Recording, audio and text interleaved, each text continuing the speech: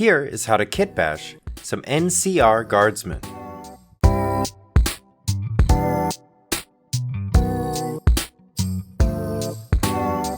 On my last video, a few people suggested that I make some new California Republic Rangers, so that's what I'm gonna do.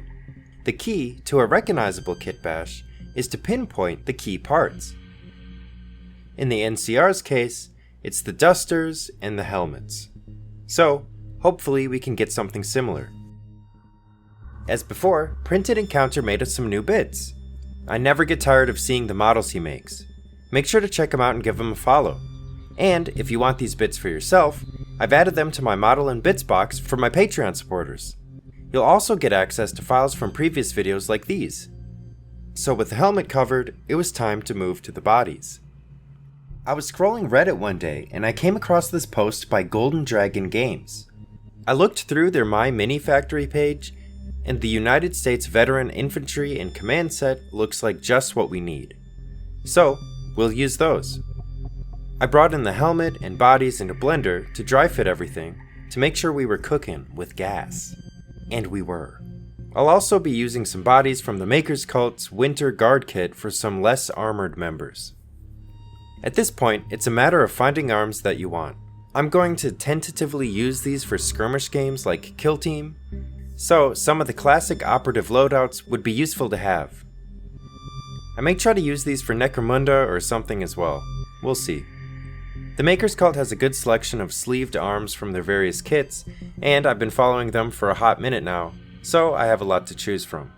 I'll be using some arms from Kyoshineku miniatures that I separated from their bodies by going into edit mode, pressing P, and then separating by loose parts. I used the smoothing tool in sculpting mode to get rid of some of the detail on their hands to make it look like they were wearing gloves. I'm gonna print the bodies and arms as one object, so to avoid any resin traps, I made sure they were solidly clipped into the shoulders by using the elastic deform tool. You really want to avoid having empty spaces when kitbashing, or you'll end up with a lot of problems later with uncured resin, and ain't nobody want that. I wanted a few of them to be carrying some lever action rifles, and the leader carrying a revolver. So I used McCann Industries free weapons I downloaded off of Cults, and moved, rotated, and scaled them into place. To help with rotation, I moved the object's origin to the handle by going into edit mode, pressing Ctrl+A to select all, and then moving everything so the little orange dot was over the handle. If I needed the fingers to be moved, I used the elastic deform tool like before.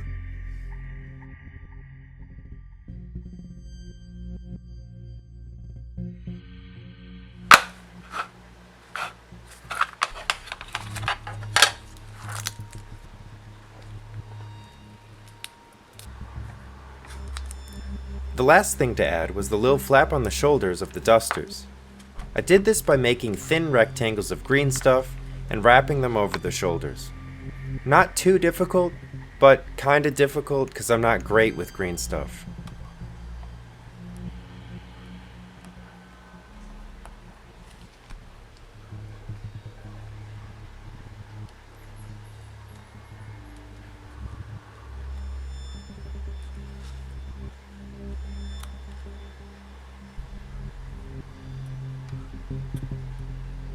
It's cool seeing the improvement though. The one on the left is the first one I did, and the one on the right is 5 dusters later. So it's not a bad idea to leave the more important models for last. I also had some print failures, so I used excess green stuff to fix those spots. To smooth the green stuff, I painted on a layer of sprue goo, aka old sprue melted in plastic cement. I tried to make the goo edges seamless by feathering it with plastic cement. I'm using a frozen mini 8K with water washable resin, and when it prints, it gives amazing results, but I've been having a lot of trouble getting consistent successful prints. I think the print failures this time around were me not having enough supports, but still, if anyone has any resin recommendations or settings, I'd love to know. And just like that, the NCR guardsmen were kitbashed. If I missed anything or you want more clarification, don't hesitate to ask in the comments. Now, all that's left is to paint. The first step, as always, is to prime with dark neutral gray, underspray with red ink to make the shadows warmer, and then zenithal highlight from above with white.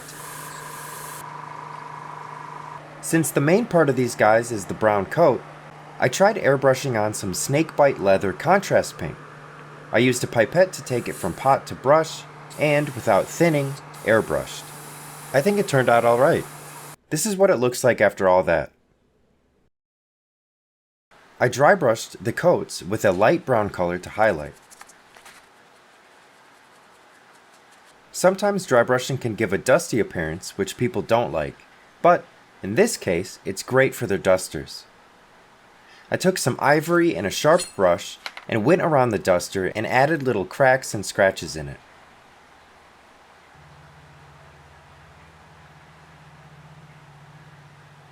I then painted everything else that needed to be brown with various browns I had. It's nice to have some variation so you're not looking at the same color, which breaks up the monotony. The mask and metal parts of the weapons were painted with metal color steel. A few pictures I was using as reference had green helmets, so I used Castellan green as a base for all the armor, then highlighted with Strachan green, and then made little scratches and chips by adding ivory. A step I was nervous about was the little stars on their helmets. I'm very proud with how these turned out. I was sort of scared since they were so tiny, so I practiced first on a piece of paper, and then smaller still on my glove. Then with the sharpest brush I had, and with white that was thinned with water, I carefully painted on the star. It's amazing how much easier it is to paint stuff off camera. I cleaned up any star that went a little overboard with the helmet's color underneath. I added some dirty down rust from the Goblin's hut onto some of the metal on the minis.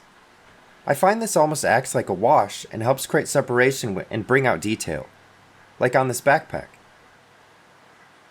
I added some Nuln oil onto the masks to bring out the little details in them. I painted their bases, and they were done.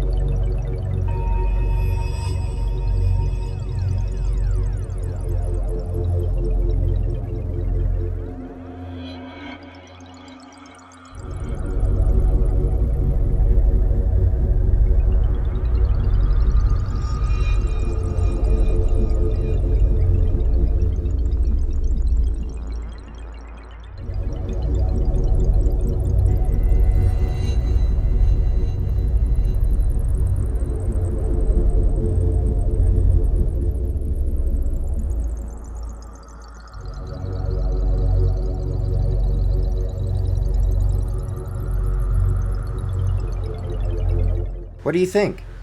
If you like the helmets and you want some for yourself, I've made them available to my Patreon supporters. I greatly appreciate y'all.